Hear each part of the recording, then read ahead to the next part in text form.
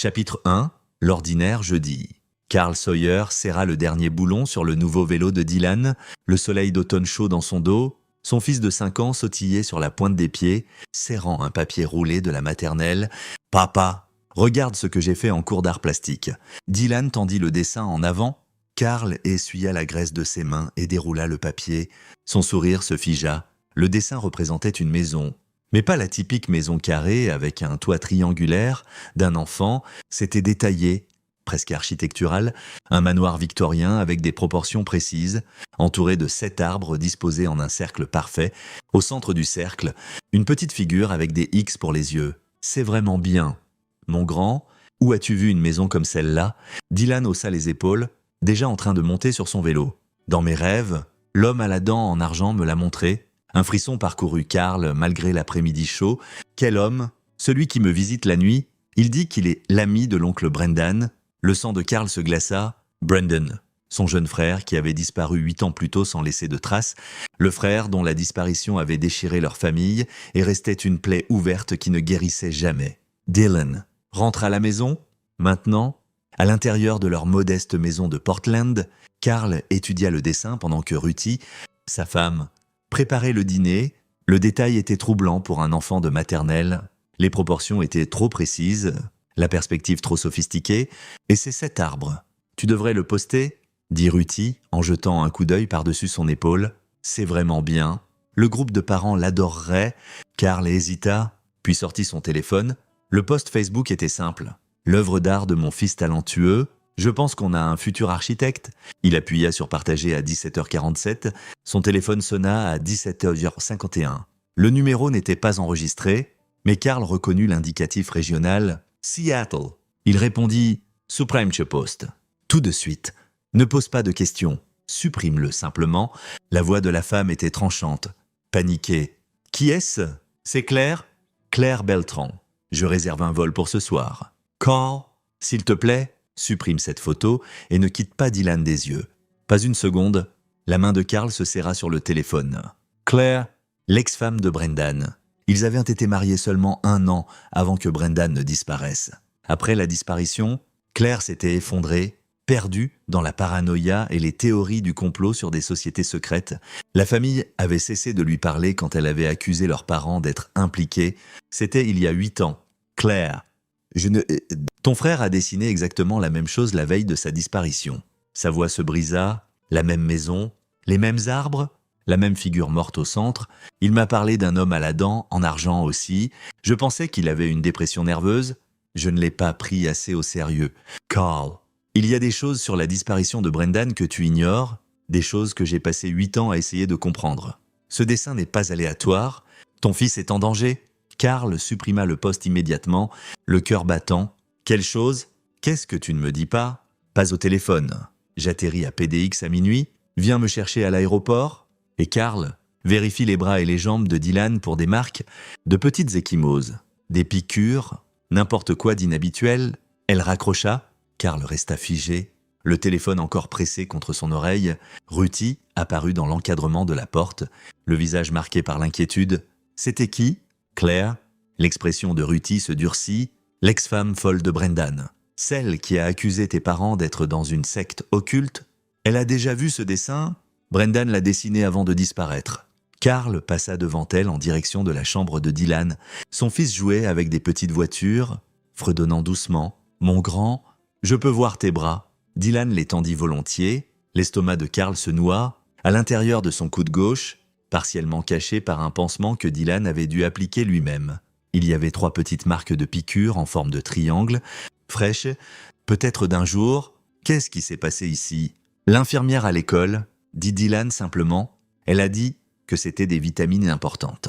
Elle a dit que tous les enfants spéciaux en reçoivent. Elle m'a fait promettre de ne pas le dire. La vision de Carl se rétrécit. Ruthie halta derrière lui. Quelle infirmière ? Ton école n'a pas d'infirmière ? Dylan. Dylan parut confus. La jolie dame qui vient les jeudis, elle a une pièce dans le sous-sol, elle nous donne du jus et nous raconte des histoires. Carl sortit son téléphone, les doigts tremblants, et composa le numéro de l'école primaire, Lincoln. La directrice, Mariana Herman, répondit à la 3e sonnerie. Mariana, c'est Carl Sawyer. Est-ce que l'école a une infirmière qui fait des visites les jeudis? Non. Nous contractons avec une clinique itinérante qui vient une fois par mois, toujours annoncée à l'avance. Quoi? Dylan dit qu'une femme se faisant passer pour une infirmière l'a emmené au sous-sol pour des vitamines. Comment est-ce possible? Le silence à l'autre bout fut assourdissant. Puis, Carl, l'école primaire Lincoln n'a pas de sous-sol. Chapitre 2, l'archive. Carl et Ruthie étaient assis dans le terminal de l'aéroport. Dylan endormi entre eux, la tête sur les genoux de Carl. Carl n'avait pas lâché la main de son fils depuis 6 heures. Chaque inconnu qui passait semblait une menace. Claire Beltran émergea de la porte des arrivées à 00h17. Ne ressemblant en rien à l'avocate bien mise que Carl se rappelait du mariage de Brendan. Ses cheveux noirs étaient striés de gris prématuré, tirés en arrière sévèrement.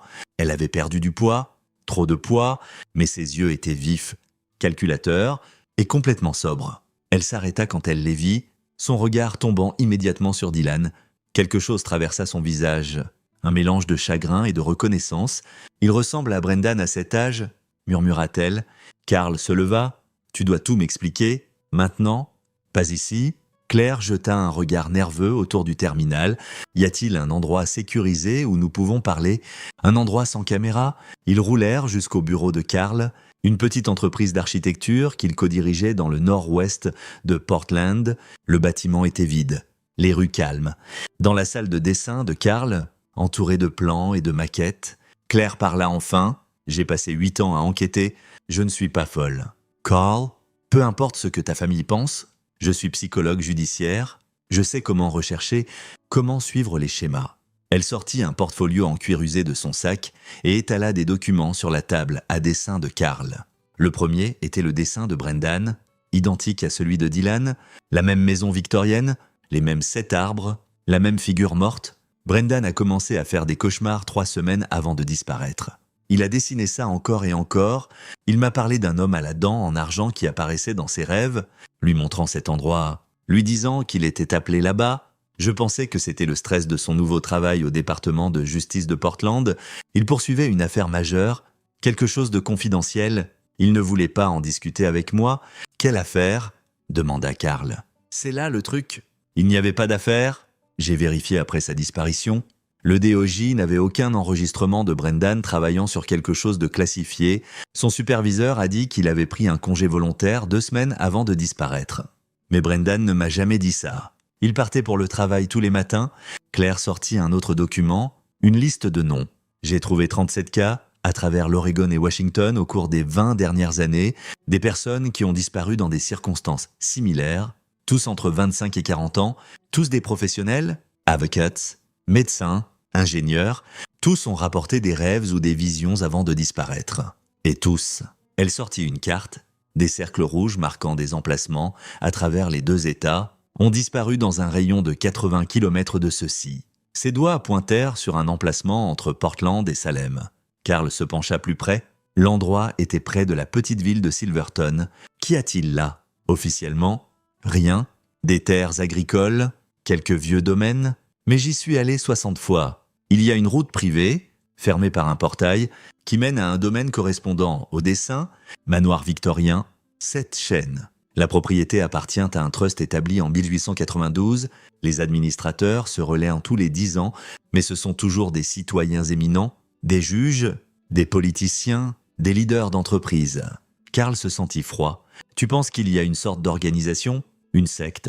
Je pense qu'il y a quelque chose de pire. » Claire sortit son téléphone, lui montrant une photographie qu'elle avait prise avec un téléobjectif, un groupe de personnes bien habillées debout devant le manoir victorien, au centre, un homme grand aux cheveux argentés, souriant largement, et là, brillante au soleil, une dent en argent. Son nom est Osea Pacheco. C'est un juge à la Cour suprême de l'Oregon. Réputation impeccable, marié à la fille du maire de Silverton. Il est aussi administrateur de ce domaine depuis 15 ans. Ruthie, qui avait été silencieuse, parla enfin. « Que veulent-ils aux enfants ?» L'expression de Claire s'assombrit. C'est ce qui m'a terrifié. Brendan a mentionné Dylan une fois avant de disparaître. Il a dit « Si quelque chose m'arrive, assure-toi que Carl sache protéger ses futurs enfants. Ils viendront pour eux, éventuellement. Ils le font toujours. » Elle regarda Carl. « Je pensais qu'il était paranoïaque. Mais quand tu as posté ce dessin, j'ai su. Ils ont déjà commencé. Commencé quoi? Demanda Karl. À le préparer? La voix de Claire était plate, clinique, comme si elle discutait d'une étude de cas, quoi qu'il fasse dans ce domaine, quoi qu'il soit arrivé à Brendan et aux autres. Ça commence avec les enfants, les rêves, le conditionnement, ces marques de piqûres sur le bras de Dylan, je parierais n'importe quoi qu'elles ne sont pas des vitamines. Probablement un composé psychoactif. Quelque chose pour le rendre plus suggestible, plus ouvert à leur influence. Karl voulait appeler la police, mais Claire secoua fermement la tête. Osea Pacheco a des connexions partout. Police, FBI, gouvernement d'État. J'ai essayé de rapporter mes soupçons il y a des années. 2 jours plus tard, j'ai perdu mon emploi. Ma licence d'exercice a été contestée. J'ai dû déménager à Seattle pour recommencer. Si nous passons par les canaux officiels, Dylan disparaîtra. Tout comme Brendan. Alors, que faisons-nous? Demanda Ruthie, la voix tremblante. Karl fixa le dessin, le croquis identique de son frère, la carte avec 37 cercles rouges. Son esprit, entraîné à voir les schémas et les structures, commença à travailler. Nous découvrons ce qu'ils font, dit-il calmement, et nous le détruisons. Chapitre 3, le guetteur. Le matin n'apporta aucun réconfort. Karl envoya Ruthie et Dylan chez la sœur de Ruthie à Eugene, à 3 heures au sud. En utilisant une voiture de location payée en espèces, Dylan pleura, ne comprenant pas pourquoi il ne pouvait pas aller à l'école. Le pansement avait disparu de son bras, les marques de piqûres rouges et irritées à la lumière du jour. La jolie infirmière sera triste que je ne sois pas là. Des Dylan, les larmes coulant, elle a dit que j'étais spécial. Elle a dit que j'avais un don comme mon oncle. Ces mots hantèrent Karl alors qu'il roulait vers Portland avec Claire. « J'ai besoin de voir l'appartement de Brendan », dit Karl. « Ses affaires. Tout ce que tu as gardé. » Claire l'avait tout stocké dans une unité climatisée à Seattle. Ils firent les 3 heures de route dans un silence tendu, arrivant au centre de stockage à midi. À l'intérieur de l'unité, les boîtes étaient méticuleusement étiquetées de l'écriture précise de Claire, vêtements, livres, documents de travail, effets personnels. Karl ouvrit d'abord les documents de travail. À l'intérieur se trouvèrent des dossiers que Brendan avait apparemment gardés chez lui, des affaires sur lesquelles il avait travaillé en tant que procureur junior, et puis, au fond, une enveloppe en papier craft marquée d'un seul mot, « préservation ». À l'intérieur, des photos de surveillance, le manoir victorien, des gens entrant et sortant, dates et heures notées de l'écriture de Brendan, et une liste de noms, 18 d'entre eux, à côté de chaque nom, une date et le mot « inducté »,« O »,« échoué ». « Claire, as-tu déjà vu ça ?» Elle prit l'enveloppe, son visage pâle. « Non, il a dû le cacher. »« Carl, regarde les dates. » Karl le fit. La plus ancienne induction remontait à 20 ans, la plus récente était 2 semaines avant la disparition de Brendan. À côté de son propre nom, Brendan avait écrit « Approché pour induction ». Le sujet montre de la résistance, recommandé pour phase 3. « Phase 3 », murmura Karl. « C'est quoi, la phase 3 ?» Dans une autre boîte, Karl trouva le journal personnel de Brendan. Les entrées commençaient normalement. Stress au travail, problème de mariage, plainte banale. Mais 3 mois avant sa disparition, le ton changea, les rêves empirent, toujours la même maison, toujours sa voix me disant que je suis destiné à quelque chose de plus grand. Aujourd'hui au palais de justice, Pacheco m'a coincé dans le parking. Il a dit qu'il connaissait mes dons. Il a dit qu'il y avait une place pour les gens comme moi, des gens qui pouvaient voir au-delà de la surface. Je lui ai dit que je n'étais pas intéressé. Il a souri et a dit « On verra ». L'appel n'est pas optionnel. Brendan, tu comprendras bien assez tôt. 2 semaines plus tard, je suis suivi un SUV noir avec des vitres teintées. Je le vois partout, garé devant notre appartement, devant le palais de justice. Il n'essaie même plus de se cacher. 1 semaine avant sa disparition, Claire pense que je perds la tête. Peut-être que oui, mais je suis allé à Silverton hier soir. J'ai trouvé la maison de mes rêves. C'est réel, tout est réel. J'ai regardé depuis les bois. Ils ont amené quelqu'un, une femme, début de la trentaine. Vêtue de blanc, elle est allée de son plein gré, souriante, comme en transe. Elle est entrée dans la maison, elle n'en est jamais sortie. J'ai attendu 6 heures. Je dois savoir ce qui se passe à l'intérieur. Je dois arrêter ça. L'entrée finale, datée du jour où Brendan a disparu. J'y retourne ce soir, j'ai de l'équipement de caméra, des preuves. Si quelque chose m'arrive, la vérité est dans le casier 237 à la gare Union, code 1892. Karl et Claire furent de retour dans la voiture immédiatement. Fonçant vers Portland, les casiers de la gare Union étaient dans le bâtiment historique du centre-ville. Les mains de Carl tremblaient alors qu'il entrait 1892 dans le casier 237. À l'intérieur se trouvait un petit disque dur et une note de l'écriture de Brendan. « T'as trouvé ça? Ça signifie que je suis probablement mort? Je suis désolé? Les preuves sont chiffrées. Le code est l'anniversaire de maman à l'envers. Apporte-le au bureau du FBI à Seattle. Agent Kenneth Petty. Il est clean? Dis-lui que le cadeau posthume de Brendan Sawyer est sa promotion. Il comprendra. Ne fais confiance à personne d'autre? Et Carl, si tu lis ça au lieu de Claire, protège tes enfants. Ils repèrent les familles tôt. Ils l'ont toujours fait. » Le téléphone de Carl vibra, numéro inconnu. Il répondit « Monsieur Sawyer », la voix était douce, cultivée, avec un léger accent. « Mon nom est Osea Pacheco, je crois que nous devons parler de votre fils. » Le sang de Carl se glaça, il fit signe frénétiquement à Claire de prendre le disque dur. « Je n'ai rien à vous dire. »« Oh, mais si, vous voyez, Dylan montre une aptitude remarquable. Les marqueurs que nous cherchons sont rarement si prononcés chez un si jeune. Ses dessins, ses rêves, sa réceptivité à notre conditionnement préliminaire, tout exceptionnel. Vous devriez être fier. Restez loin de mon fils. » Le rire de Pacheco était doux, presque paternel. « Monsieur Sawyer, vous comprenez mal, ce n'est pas une demande. Dylan fait partie d'un legs qui s'étend sur des générations. La société de préservation existe depuis plus d'un siècle, cultivant l'excellence, nourrissant ceux avec des qualités spéciales. Votre frère a compris cela. Finalement, il est venu à nous de son plein gré. À la fin, Brendan est mort à cause de vous. Brendan est préservé parce qu'il était digne. » L'emphase sur préserver envoya des frissons à Carl. Il sert un but plus grand maintenant, comme Dylan le fera, comme vous pourriez le faire, si vous arrêtez cette résistance inutile. Amenez Dylan au domaine demain soir, 18h, venez de votre plein gré, et je vous montrerai ce que votre frère est devenu, ce que votre fils pourrait devenir. Refusez, et, eh bien, il y a d'autres façons de le recueillir, moins agréables pour tout le monde. Je mourrai avant de vous laisser approcher mon fils. Peut-être, mais pas votre femme, ni sa sœur à Eugene, ni les 15 autres enfants que nous avons déjà préparés dans l'école de Dylan. Vous avez 24 heures, Monsieur Sawyer. Choisissez sagement. » La ligne se coupa. Le visage de Claire était blanc. Il sait où est Ruthie. Carl composait déjà. Ruthie répondit à la première sonnerie. « Fais les bagages. Tout de suite. Je t'appelle avec une nouvelle adresse dans 10 minutes. N'utilise pas ton téléphone après cet appel. N'utilise pas de carte de crédit. Conduis simplement. Carl. » Que se passe-t-il? Ils savent où vous êtes. Nous quittons Portland. Tous?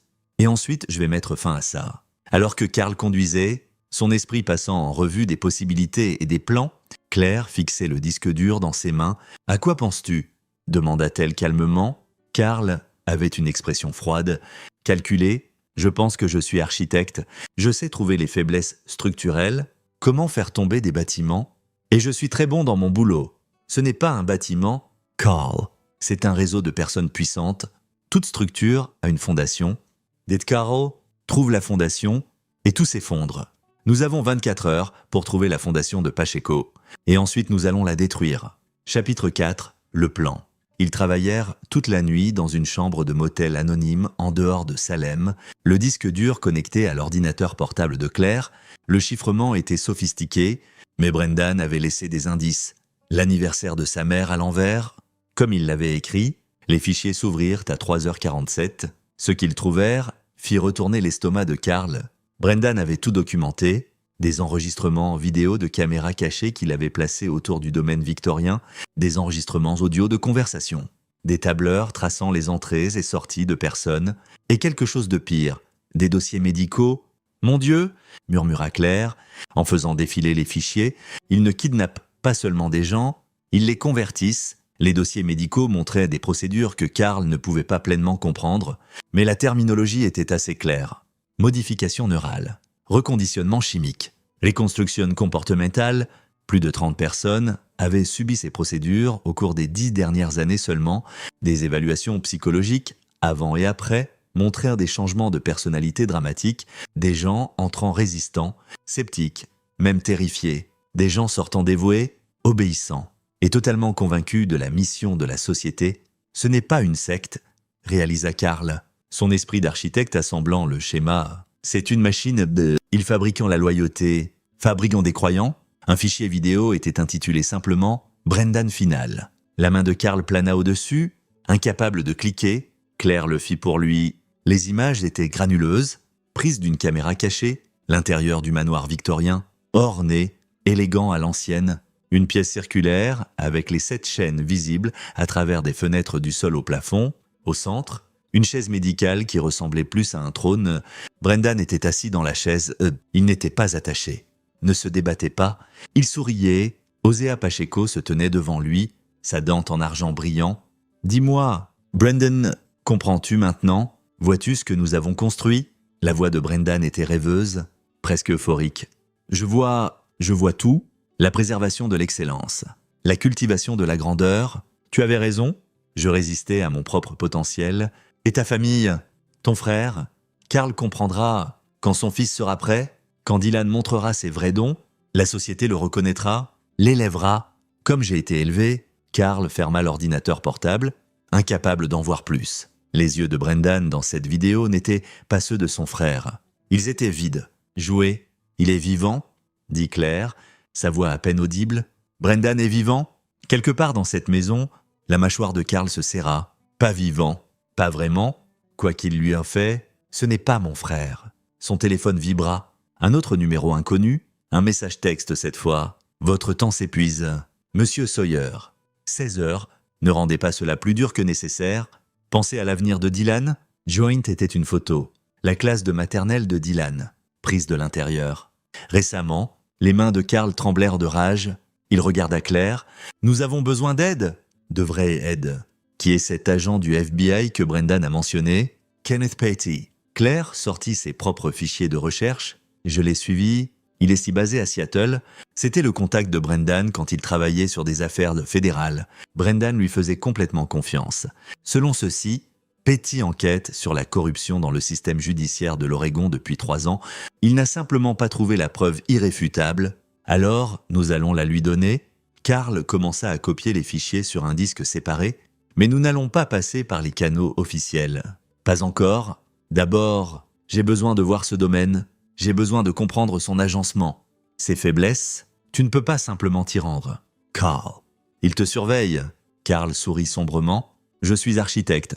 Je sais lire les registres de propriété, les plans du comté, les agencements des utilités. Chaque bâtiment raconte une histoire. Je vais apprendre les secrets de celui-ci. À l'aube, Carl avait récupéré tous les registres publics sur le domaine, transfert de titres, relevés architecturaux des années 1890, raccordements aux utilités, limites de propriété. Le manoir victorien était ancien, construit en 1892 par un baron du bois nommé Alicia Sharp. Après la mort de Sharp en 1910, la propriété passa à un trust. La charte du trust avait une clause curieuse. Le domaine ne pouvait jamais être vendu, seulement maintenu en perpétuité pour la préservation et l'élévation d'individus exceptionnels. La propriété était massive, 19 hectares. Mais les relevés architecturaux montraient quelque chose d'intéressant. Le manoir avait été agrandi en 1923, à nouveau en 1967, et plus récemment en 2003. Chaque agrandissement ajoutait des niveaux souterrains. Les relevés modernes montraient 3 niveaux de sous-sol, mais les plans originaux de 1892 n'en montraient qu'un. Ils ont construit vers le bas, réalisa Carl. La vraie installation n'est pas la maison victorienne. C'est juste l'entrée, l'opération réelle est souterraine. Claire se pencha par-dessus son épaule, étudiant les plans. Comment entrons-nous? Nous n'entrons pas? Pas encore. Carl afficha des images satellites, les superposant aux cartes de propriété. Mais je connais quelqu'un qui peut... Ashley Riley, colocataire d'université, fait maintenant de la cinématographie par drone. Il me doit une faveur, et il a de l'équipement qui peut voir à travers les murs. 2 heures plus tard, le camion d'Ashley se gara sur le parking du motel. Il était mince, perpétuellement bronzé, avec une énergie nerveuse qui ne s'arrêtait jamais. Il installa son équipement dans la chambre du motel, pas seulement des drones, mais de l'imagerie thermique et un radar pénétrant le sol. Tu vas me dire de quoi il s'agit éventuellement? Hein? Demanda Ashley en démarrant ses systèmes. Éventuellement, dit Carl. Pour l'instant, j'ai besoin d'un scan complet de cette propriété. Chaque niveau, chaque pièce, chaque signature thermique montrant une présence humaine, c'est potentiellement une surveillance illégale, tout comme ce qui se passe dans cette maison. Le drone d'Ashley décolla au crépuscule, volant assez haut pour éviter la détection, mais équipé de capteurs qui pouvaient cartographier le domaine avec un détail stupéfiant. les données revinrent lentement, construisant un modèle tridimensionnel de la propriété. Ce qu'il montrait fit glacer le sang de Karl. Le manoir victorien était exactement comme les dessins le montraient, mais en dessous, 3 niveaux complets s'étendaient profondément dans la terre. L'imagerie thermique montrait plus de 40 signatures thermiques des corps humains. Dans les niveaux inférieurs, la plupart étaient stationnaires, peut-être attachés ou sédatés. Quelques-uns se déplaçaient en schéma régulier, comme des gardes, mais c'était le centre du niveau le plus bas qui attira l'attention de Karl. Une grande chambre circulaire, directement sous la pièce où Brendan avait été filmé, 7 signatures thermiques disposées en cercle. Avec une au centre, c'est la chambre d'induction, murmura Claire, c'est là qu'ils le font. Karl étudia l'agencement, son esprit d'architecte travaillant. Il n'y a que 2 façons d'entrer, l'entrée principale à travers le manoir et une sortie d'urgence du côté nord, cachée dans un abri utilitaire. Les 2 seront lourdement surveillés, donc nous ne pouvons pas entrer. Pas nous. Karl se tourna vers Ashley, mais nous pouvons les faire sortir. Chapitre 5, les fissures. Le plan de Karl était élégant dans sa simplicité. Créer une crise qui force l'évacuation, mais d'abord, il avait besoin d'une assurance. Il chiffra tout, les fichiers de Brendan, les images du drone, les scans thermiques d'Ashley, et les téléchargea sur 5 serveurs sécurisés différents avec une publication différée. Si Karl ne se connectait pas toutes les 12 heures, les fichiers seraient automatiquement postés à tous les grands médias, au FBI et sur les réseaux sociaux. Puis il appela l'agent Kenneth Petty. L'agent du FBI répondit à la 3e sonnerie. La voix nette et professionnelle. « Ici Petty, je m'appelle Karl Sawyer. Mon frère était Brendan Sawyer. Il m'a dit que si quelque chose lui arrivait, de vous contacter. Il a dit que vous êtes clean. » Le silence à l'autre bout s'étira. Puis, où êtes-vous? En sécurité? Pour l'instant, je vous envoie des fichiers par email tout de suite. Preuve de ce qui est arrivé à Brendan. Preuve de ce qui se passe au domaine de Silverton. La société de préservation. Osea Pacheco. Tout. Monsieur Sawyer, j'ai besoin que vous veniez, officiellement. Laissez-nous. Non. Ils ont des ramifications partout. Mais je vous donne un cadeau. Dans 48 heures, je vais vous donner une cause probable et des preuves en direct. Soyez prêts à agir. Ayez une équipe tactique prête. Mais ne bougez pas avant d'avoir de mes nouvelles. Si vous le faites, des gens mourront. Y compris mon frère. Votre frère est vivant, physiquement? Oui, mais ce qu'ils lui ont fait, la voix de Karl se durcit. Je vais le sortir, tous, et ensuite vous allez arrêter tout le monde impliqué et démonter cet endroit. Monsieur Sawyer, Karl raccrocha. Il regarda Claire et Ashley. Nous avons peut-être 6 heures avant qu'ils tracent cet appel et réalisent ce que nous planifions. Nous agissons ce soir. La faiblesse du domaine n'était pas ses murs ou ses gardes, c'était son isolation. La propriété dépendait d'utilités privées, assainissement, eau de puits, et surtout, alimentation indépendante d'un banc de générateurs à la limite de la propriété. Couper l'alimentation et l'installation souterraine devrait évacuer vers les sorties d'urgence. C'est là que Karl attendrait. À 23h47, le camion d'Ashley approcha la limite nord du domaine. Caché de la route principale par une forêt dense, Karl, habillé en noir et portant un sac d'outils, se glissa à travers la clôture. Claire resta avec Ashley, surveillant les communications sur des scanners de police. Karl se déplaça dans les bois avec soin délibéré. Le banc de générateurs était exactement où les registres des utilités l'indiquaient. Un bâtiment en béton contenant 4 générateurs industriels, pas de garde. Il ne s'attendait pas à ce que quelqu'un trouve cet endroit. Karl ne sabota pas les générateurs, ça serait trop évident. Au lieu de ça, il fit quelque chose de plus subtil. Il reprogramma leur système de gestion de carburant. Dans exactement 90 minutes, ils indiqueraient un niveau critique de carburant et s'arrêteraient automatiquement pour sécurité. Les systèmes de secours essaieraient de redémarrer, échoueraient et déclencheraient un protocole d'évacuation d'urgence. Pendant que Karl travaillait, son téléphone vibra. Un texto de Claire. Mouvement à la maison principale. SUV partant. 3 hommes à l'intérieur. Ils venaient pour Dylan. Karl s'y était attendu. Ruthie et Dylan n'étaient plus à Eugene. Ils étaient dans une maison sûre qu'Ashley avait arrangée près de Portland, gardée par le frère d'Ashley, un ancien marine nommé Bill Jefferson qui était rentré de déploiement avec des problèmes de confiance et un fort sens de la justice. Karl termina la programmation et se fondit dans les bois. Alors qu'il atteignait le point d'extraction, son téléphone sonna. La voix d'Osea Pacheco était froide maintenant, la façade douce disparut. « Monsieur Sawyer, la maison de votre belle-sœur est vide. Votre belle-sœur prétend qu'elle n'a pas eu de nouvelles d'elle. Vous rendez cela très difficile. Bien, dit Carl simplement. Je suis un homme raisonnable. Mais mes collègues sont moins patients. Amenez Dylan à nous avant l'aube où nous commençons à faire des exemples, Zia. Il y a 12 autres enfants dans notre programme. Nous en prendrons un, puis un autre, jusqu'à ce que vous obéissiez. Le sang de Carl bouillonna, touchez un enfant, et je m'assurerai que le monde sache tout. J'ai des preuves, des vidéos, des enregistrements. Tout, des preuves. Pachecorit. Monsieur Sawyer, nous existons depuis plus d'un siècle. Nous avons survécu à des tentatives d'exposition avant. Nous avons des juges, des procureurs, des politiciens dans nos rangs. Vos preuves seront rejetées comme théorie du complot. Vous serez discrédité, peut-être interné. Est-ce ce que vous voulez ? Que votre fils soit pris par les services de protection de l'enfance pendant que vous êtes déclaré inapte mentalement. Nous verrons qui croit quoi quand j'aurai fini. Carl raccrocha et vérifia sa montre. 73 minutes jusqu'à la panne des générateurs. À la maison sûre, Ruthie serrait Dylan contre elle. Bill Jefferson se tenait près de la fenêtre. Fusil en main, Dylan dessinait à nouveau la même maison, les mêmes arbres.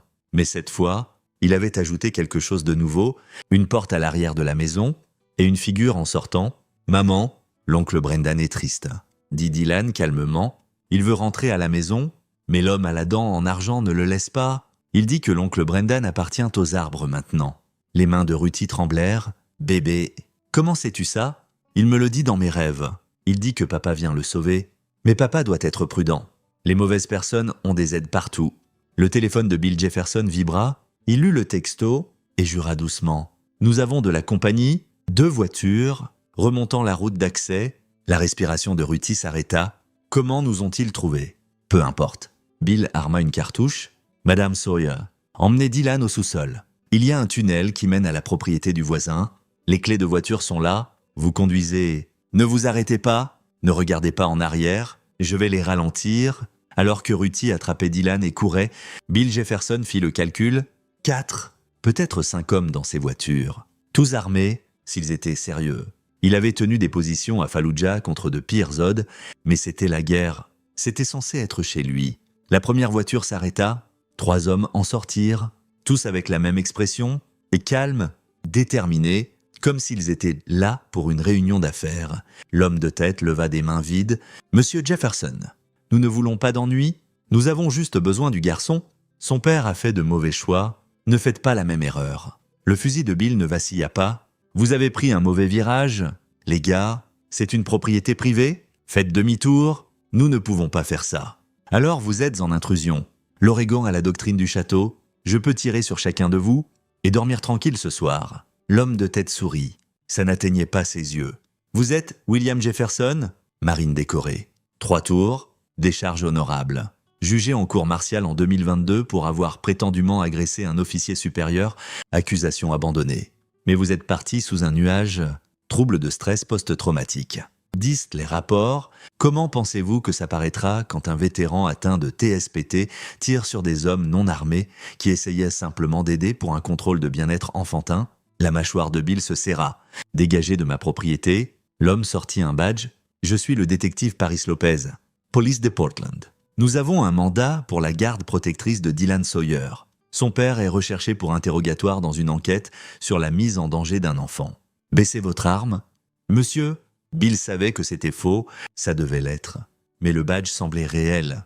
Et s'ils étaient prêts à se faire passer pour la police ? Il baissa légèrement le fusil. Laissez-moi voir ce mandat. C'était l'ouverture dont ils avaient besoin. 2 des hommes se précipitèrent en avant. Bill tira un coup, intentionnellement haut, un avertissement, avant qu'il ne soit sur lui. Le combat fut bref et brutal. Bill tint bon, mais ils avaient le nombre et autre chose, un pistolet injecteur. L'un d'eux le planta dans le cou de Bill. Le monde devint flou. Bill s'effondra. La conscience s'évanouissant, l'homme de tête se leva, époussetant son costume. Trouver la femme et l'enfant ? Maintenant, chapitre 6, la fracture. Au banc de générateur, le téléphone de Carl s'alluma avec une alerte. Le système de sécurité de la maison sûre avait été violé. Le signal d'urgence de Bill transmettait le signal utilisé quand il était sous contrainte. La voix de Claire crépita dans l'oreillette de Carl. « Carl, quelque chose ne va pas ?» Bill ne répond pas. « Ni Ruthie ?» Le monde de Carl se rétrécit à un seul point de rage et de peur. Dylan. Ils avaient Dylan, trace le téléphone de Ruthie. Maintenant, Je m'en occupe. Les doigts de Claire volèrent sur son ordinateur portable. J'ai un signal. Se déplaçant au sud sur l'autoroute 213, vers Silverton, vers le domaine, Carl vérifia sa montre. 42 minutes jusqu'à la panne d'électricité. Il devait agir maintenant. Ashley. Prends le camion. Nous les interceptons. Carl. Ils auront de la sécurité. Des armes. On ne peut pas... Je m'en fous. C'est mon fils. Ils interceptèrent le signal du téléphone de Ruthie à 13 km du domaine. Le SUV était garé sur le bas-côté, vide. Des traces de pneus fraîches menaient à une route forestière privée. Carl suivit à pied, se déplaçant vite et silencieusement dans les bois. Devant, il entendit des voix. Il s'accroupit derrière un tronc tombé et regarda dans une petite clairière. Ruthie était à genoux, Dylan s'accrochant à elle. 3 hommes les entouraient. Le faux détective Lopez et 2 autres. L'un tenait le téléphone à son oreille. « Oui, monsieur, nous les avons, nous les amenons maintenant. » Une pause. « Compris ? Le père est encore en liberté, mais une fois que nous aurons le fils, il viendra. Il n'aura pas le choix. » L'esprit de Carl s'emballa. 3 hommes armés. Il était non armé, ancien architecte. Pas un soldat, mais la voix de son frère résonna dans son esprit. Ils viendront pour eux, éventuellement. Ils le font toujours. Pas cette fois. Carl fit le tour. Utilisant le sous-bois dense pour se couvrir, la limite de la propriété du domaine était proche. Moins d'1 kilomètre. S'il pouvait amener Dylan et Ruthie à la propriété, la panne d'électricité imminente créerait le chaos. Il pourrait s'échapper dans la confusion. Mais d'abord, il avait besoin d'une distraction. Carl sortit son téléphone et appela le 911. 911. Quelle est votre urgence ? Des coups de feu sur Old Settlers Road. Près du marqueur kilométrique 69. Plusieurs tireurs. Je pense que c'est un vol. S'il vous plaît, dépêchez-vous. Il raccrocha et appela immédiatement Kenneth Petty, Agent Petty. C'est Carl Sawyer. Ils ont mon fils. Ils l'emmènent au domaine tout de suite. Vous avez dit que vous aviez besoin d'une cause probable. Vous êtes sur le point de la voir. Envoyez votre équipe. Tout se passe maintenant. Carl n'attendit pas de réponse. Il ramassa une branche tombée, pas une grande arme, mais c'était quelque chose.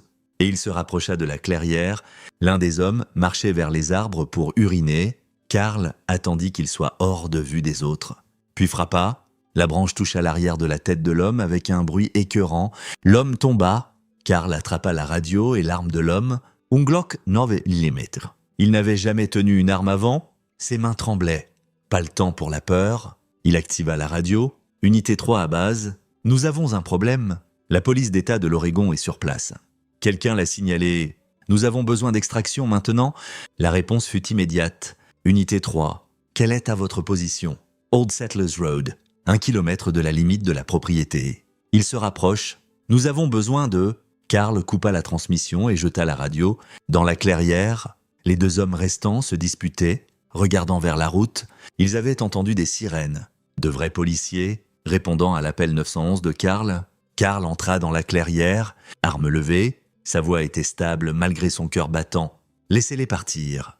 Le détective Lopez se tourna lentement, évaluant. Sa main se dirigea vers son étui. « Je ne ferai pas ça, » dit Carl. « Je n'ai rien à perdre. Vous blessez mon fils ? J'appuie sur la détente. Puis je tue votre partenaire. Puis je prends ma famille et disparais. Comment ça marche pour votre organisation ? » Le sourire de Lopez était fin. « Vous n'êtes pas un tueur. Monsieur Sawyer, vous êtes un architecte, un homme de famille. Vous ne tirerez pas. Vous avez raison, je ne suis pas un tueur. » Carl ajusta sa visée. Pas sur Lopez, mais sur le téléphone dans sa main. « Mais je détruirai ce téléphone. Et tout autre équipement que vous avez... Vos patrons n'auront pas leurs précieuses preuves vidéo, n'auront pas leurs preuves de l'aptitude de Dylan, n'auront rien sauf un incident national quand ces policiers d'État vous trouveront tenant une femme et un enfant sous la menace d'une arme sur une propriété privée sans cause. » Lopez hésita. C'était tout ce dont Carl avait besoin. Les générateurs choisirent ce moment pour s'arrêter, même à 1 kilomètre. Carl entendit le silence soudain alors que les machines massives mouraient. Des sirènes d'urgence commencèrent à hurler du domaine. La radio de Lopez crépita. Toutes les unités, retournez à la base immédiatement. Nous avons une panne d'électricité. Protocole d'évacuation en vigueur. Toutes les unités revenaient. Dans ce moment de distraction, Carl bondit. Il n'était pas un combattant, pas entraîné, mais il était un père protégeant son fils. Il percuta Lopez, les envoyant tous 2 au sol. L'autre garde leva son arme. Mais Ruthie, brave, farouche Ruthie, attrapa Dylan et courut. Carl et Lopez luttèrent. L'arme tomba de la prise de Carl. Lopez était plus fort, entraîné. Il fit basculer Carl sur le dos, les mains se refermant autour de la gorge de Carl. « Vous auriez dû amener Dylan de votre plein gré ?» siffla Lopez. « Maintenant, nous le prendrons quand même. Et vous regarderez ce qui arrive aux gens qui contrarient de la société avant que nous. Un coup de feu. » La prise de Lopez se relâcha. Il bascula sur le côté, du sang se répandant sur son épaule. Ashley Riley se tenait au bord de la clairière, pistolet fumant dans ses mains tremblantes. « Je ne suis pas une personne violente. Mais vous étiez en train de tuer mon ami. » Le deuxième garde courut. Les mains d'Ashley tremblaient trop pour tirer à nouveau.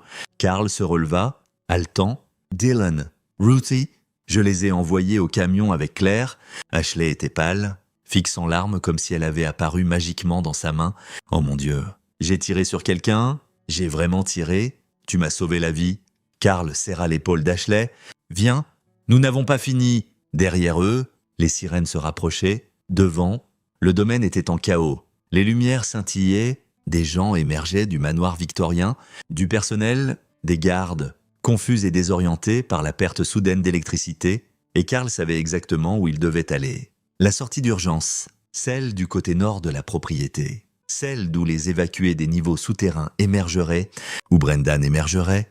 Chapitre 7, le piège.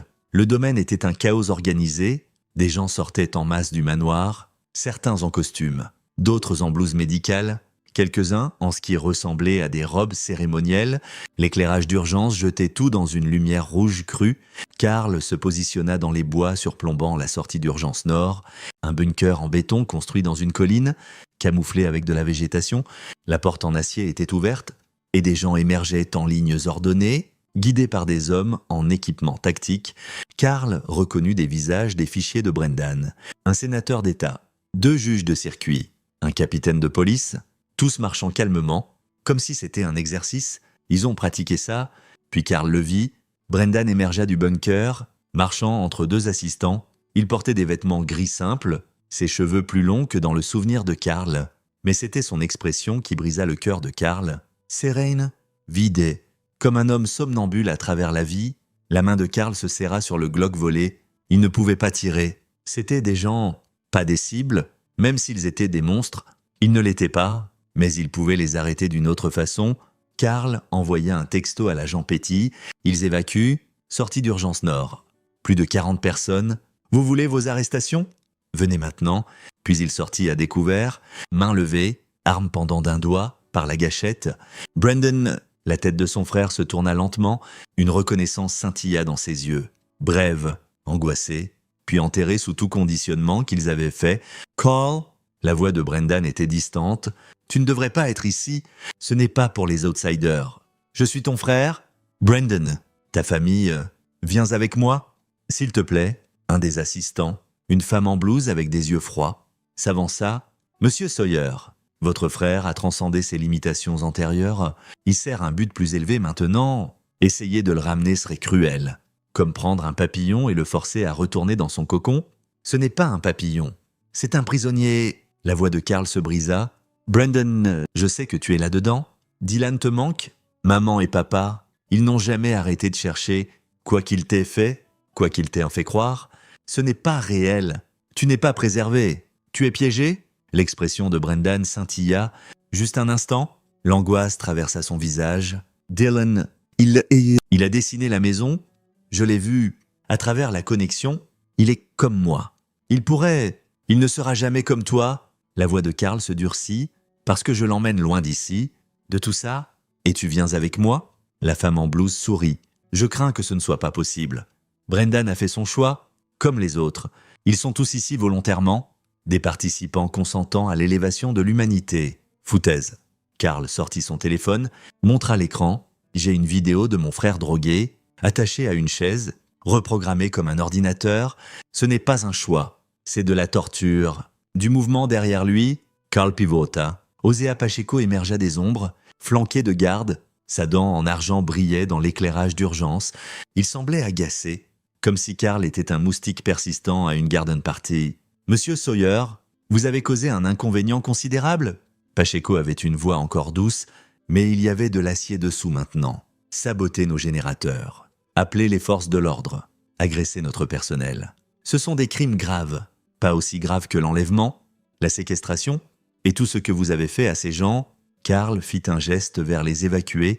L'agent Petty du FBI est en route ici tout de suite, avec des mandats, avec des équipes tactiques, quoi que vous pensiez avoir construit. C'est fini. Le sourire de Pacheco ne vacilla pas. Le FBI, comme c'est pittoresque. Monsieur Sawyer, croyez-vous vraiment que c'est la première fois que nous faisons face à un examen légal? Nous avons surmonté des enquêtes avant. La société a des ressources que vous ne pouvez imaginer, des avocats qui bloqueront toute accusation pendant des années, des preuves qui deviendront mystérieusement irrecevables, des témoins qui se rétracteront. Nous ne sommes pas une entreprise criminelle grossière. Nous sommes une institution, nous sommes permanents. Vous êtes une secte qui lave le cerveau des gens. Nous sommes un sanctuaire qui révèle le potentiel. Pacheco s'approcha, les gardes se tendant. Regardez votre frère. Avant de nous rejoindre, il était stressé, insatisfait, piégé dans un mariage médiocre et une carrière sans issue. Maintenant, il est en paix. Il a transcendé le doute et la peur. Il fait partie de quelque chose de plus grand. Nous ne l'avons pas brisé, Monsieur Sawyer. Nous l'avons complété. Carl regarda Brendan. Son frère le fixait en retour, vide et serein. Si c'est vrai, alors laissez-le parler pour lui-même. Brendan, veux-tu être ici? Une longue pause. Puis Brendan parla, sa voix mécanique. Je suis où je suis censé être? La société m'a sauvé de mon moi inférieur. Ce n'est pas toi qui parles. C'est ce qu'ils t'ont programmé à dire. C'est ce que je crois. Le cœur de Carl se brisa. D'accord? Alors réponds à une question.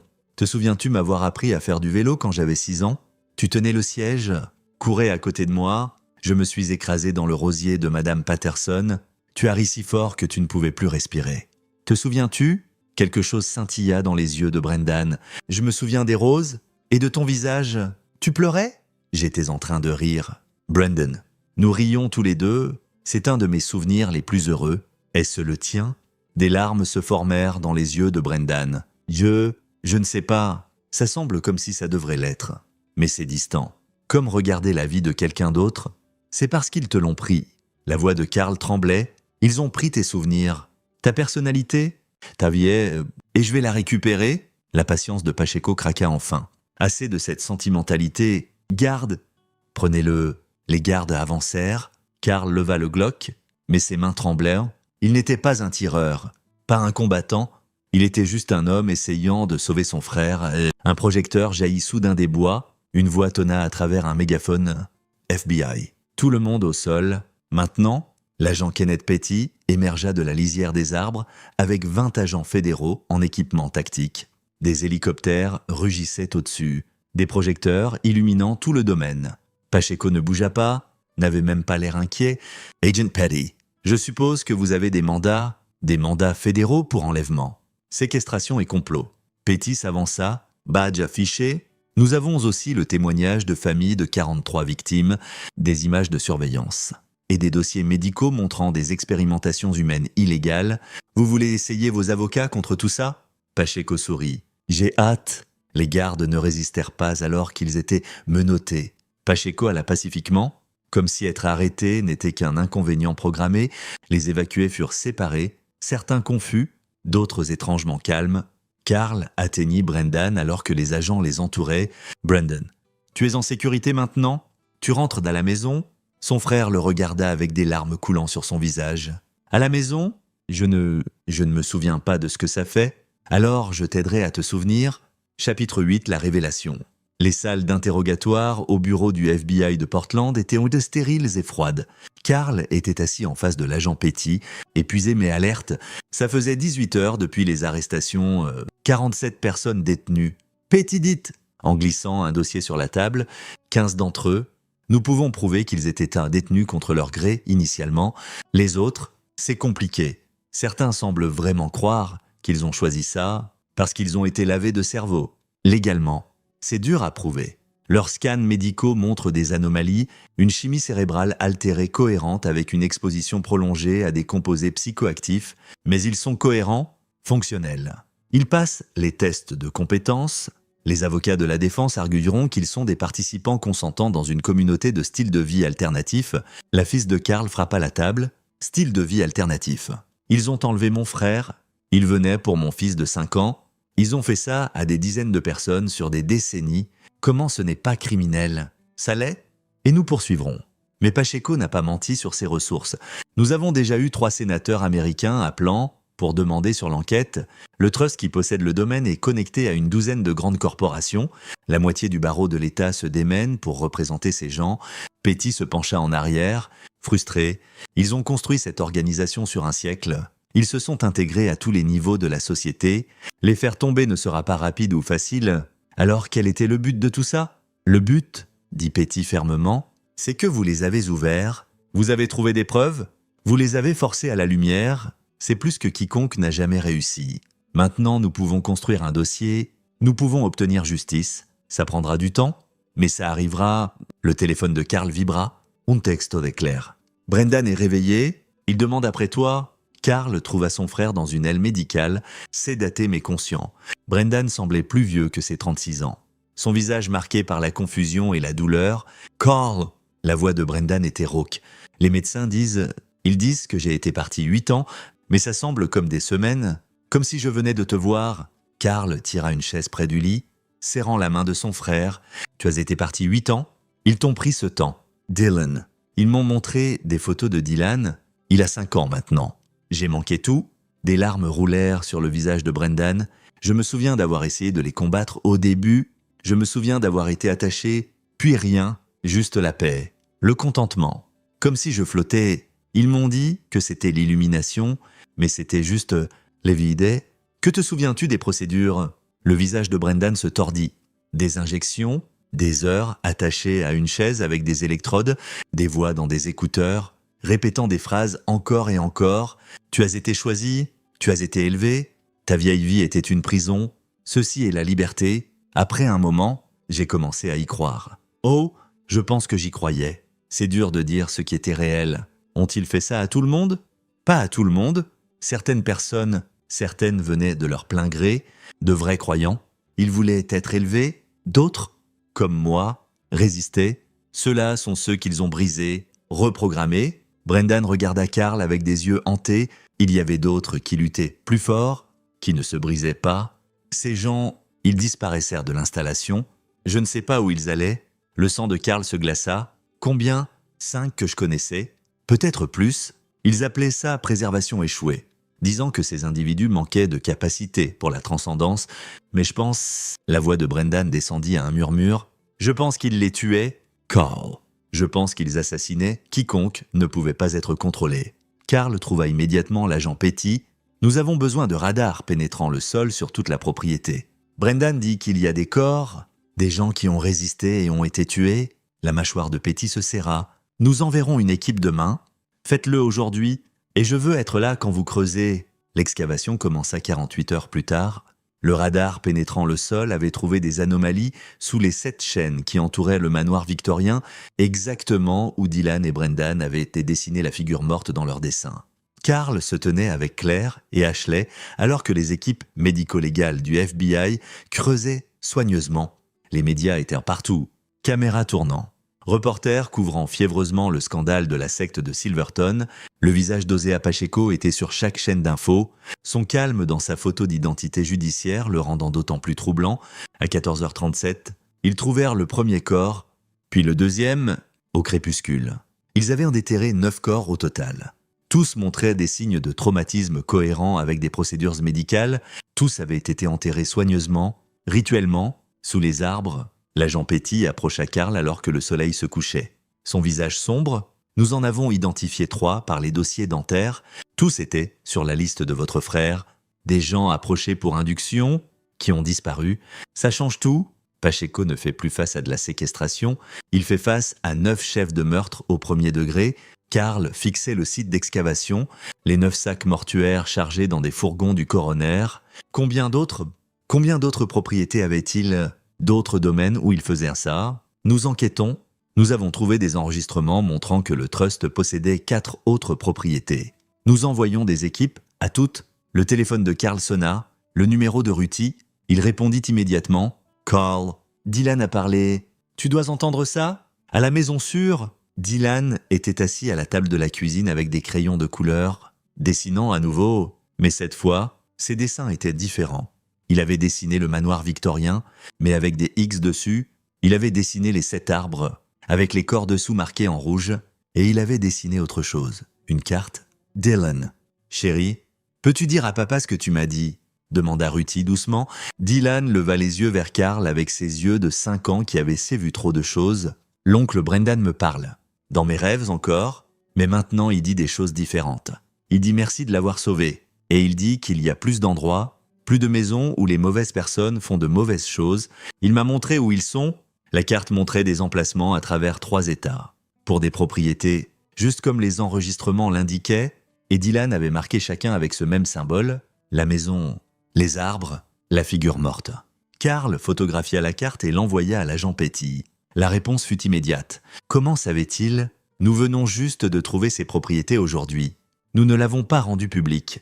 Carl regarda son fils, au don étrange qu'il avait rendu une cible. Je ne sais pas, mais il nous aide à les trouver tous.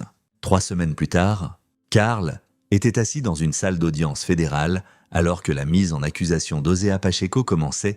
Les chefs d'accusation étaient étendus, 9 chefs de meurtre au premier degré, 47 chefs d'enlèvement, complot, opération d'une installation médicale sans licence, et une douzaine d'autres chefs.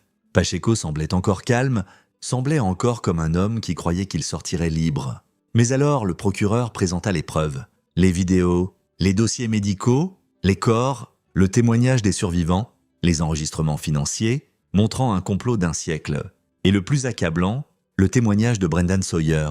Brendan avait subi 3 semaines de déprogrammation intensive, il était fragile, encore en récupération. Mais son esprit s'éclaircissait, son témoignage était dévastateur, un récit de première main de torture déguisée en illumination, de meurtre déguisé en préservation échouée, d'une machine conçue pour briser des êtres humains et les reconstruire en serviteurs obéissants. Le juge refusa la caution. Le calme de Pacheco craqua enfin. Alors que les marshals l'emmenaient, il regarda directement Carl dans la galerie. « Ce n'est pas fini, dit-il calmement. La société est plus grande que moi, plus grande que ce domaine. Vous avez coupé une tête. Mais le corps meurt, interrompit Carl.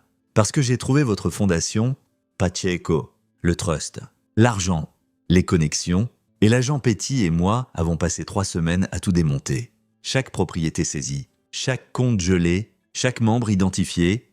Vous n'êtes pas une hydre. Vous êtes juste un leader de secte qui s'est fait prendre. » Pacheco fut traîné, encore en train de protester, mais Carl le vit dans ses yeux. La réalisation qu'il avait perdue, 6 mois plus tard, Carl se tenait dans les ruines du manoir victorien. Le domaine avait été rasé, les niveaux souterrains comblés, les 7 chaînes se tenaient encore, mais maintenant ils étaient entourés d'un mémorial, 9 pierres, une pour chaque victime. Brendan se tenait à côté de lui, plus sain maintenant, ses yeux clairs.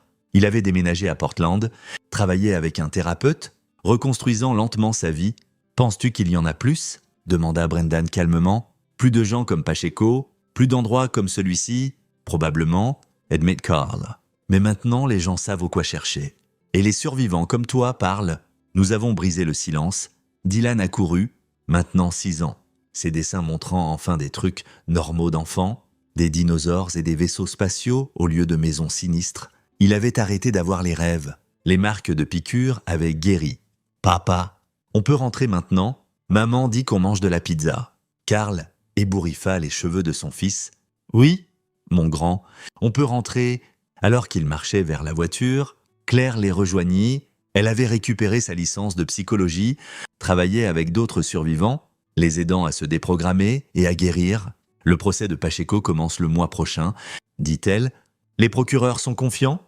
Peines à vie, minimum. » « Bien. » Carl regarda Dylan chasser des papillons sur le site du mémorial. « Il a pris 8 ans à Brendan, à tous. J'espère qu'il pourrit. Il le fera. » Claire sourit légèrement. Et Carl, « Merci de ne pas avoir abandonné, d'être le genre d'homme qui brûlerait le paradis et l'enfer pour protéger sa famille.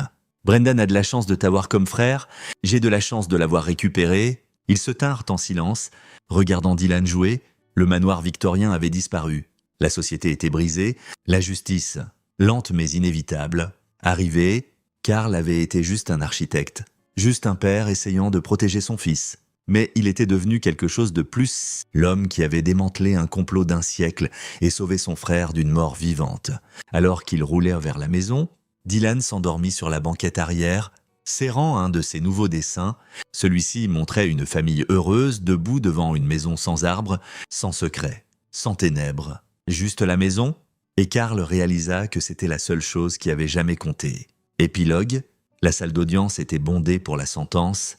Osea Pacheco se tenait en combinaison orange, sa dente en argent ternie par des mois en détention. Le jury avait délibéré seulement 4 heures avant de rendre des verdicts de culpabilité sur tous les chefs. La juge Sonia Christensen, une juge fédérale sans fioriture, avec 0 tolérance pour la corruption, lut la sentence: emprisonnement à vie sans possibilité de libération conditionnelle pour chaque chef de meurtre au premier degré. À purger consécutivement 81 ans. Monsieur Pacheco, vous avez utilisé votre position de pouvoir et de confiance pour opérer une entreprise criminelle qui a détruit des vies et assassiné des innocents. Cette cour espère que votre sentence envoie un message. Personne n'est au-dessus de la loi. Pacheco ne montra aucune émotion alors qu'il était emmené. Mais Carl, assis dans la galerie avec Brendan, sentit quelque chose se relâcher dans sa poitrine. C'était fini. Vraiment fini. Dehors de la salle d'audience, les reporters grouillaient. Carl déclina les interviews. Mais Brendan parla brièvement. La société de préservation promettait l'illumination et la transcendance. Ce qu'il livrait était la torture et la mort. Je suis reconnaissant à mon frère Carl de n'avoir jamais abandonné, à l'agent Petty et au FBI pour leur enquête approfondie, et à tous les survivants qui ont trouvé le courage de témoigner. Nous sommes libres maintenant. Enfin, nous sommes libres. Alors qu'il s'éloignait des caméras, Brendan se tourna vers Carl. Que se passe-t-il maintenant? Carl sourit. Maintenant, nous vivons, nous guérissons, nous nous assurons que Dylan grandisse en sachant que les mauvaises personnes peuvent être battues, que la justice existe, que la famille se bat pour la famille.